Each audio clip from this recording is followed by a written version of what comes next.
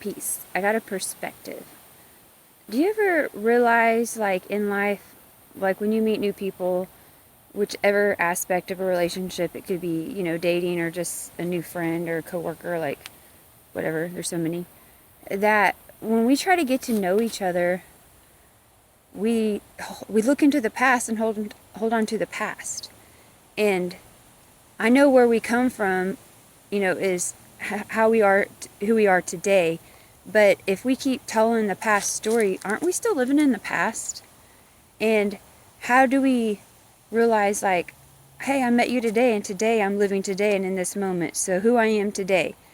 And I mean, I guess you have to wonder how balanced a person is, but like, for me, I don't feel like I want to live in the past and even talk about my past. It's not because I have anything to hide, it's because it's not who I am anymore. That's the old version of me. I'm the new me. And each day I'm newer and more improved, and I'm always constantly growing. But I mean, I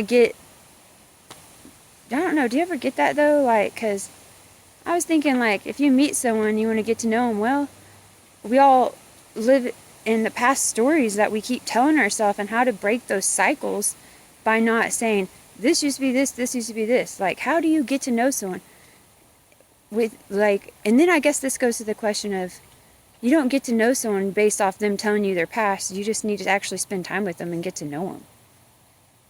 You get me? I can go on and on about this because it's pretty interesting.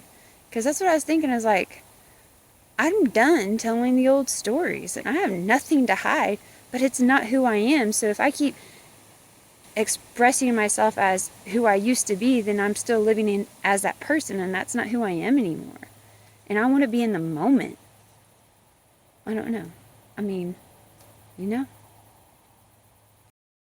Also, as I was thinking, realistically, you can, you know, observe a person based off what they might do for a career or work, or, I mean, some people can be moms. That's a big deal.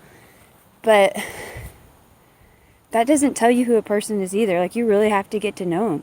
Because a lot of people only live in the illusion of they have to do certain things because of programming and to be accepted. And it's not really their true authentic self. So in reality, as we know, but to be friends and get to know someone really is how you really get to know someone. It's kind of weird, but not. Like, you don't sit there and talk about the past. I mean, I get, shows who you are now, where you came from, how you are who you are. But I don't know. You know what I mean? I think your integrity, your morals, and your character show after really you gotta take time to get to know someone. I mean, duh, but even bigger, because a lot of people base it off of what a person looks like, all the outside stuff, like what car they drive, what their, you know, home, and I mean, all that is telling of something, but it's not really telling of someone's true authentic self, like who their soul is, what their spirit's like, who they are, you know? It's a trip, man. Like, you get it, but it's like, whoa, you know? All that outside stuff doesn't matter. But I think that's where we get failed relationships, like in all aspects, because we join or we group up with people that might have certain things alike, but everyone's really just trying to impress each other. They're not even being real. It's just like a show.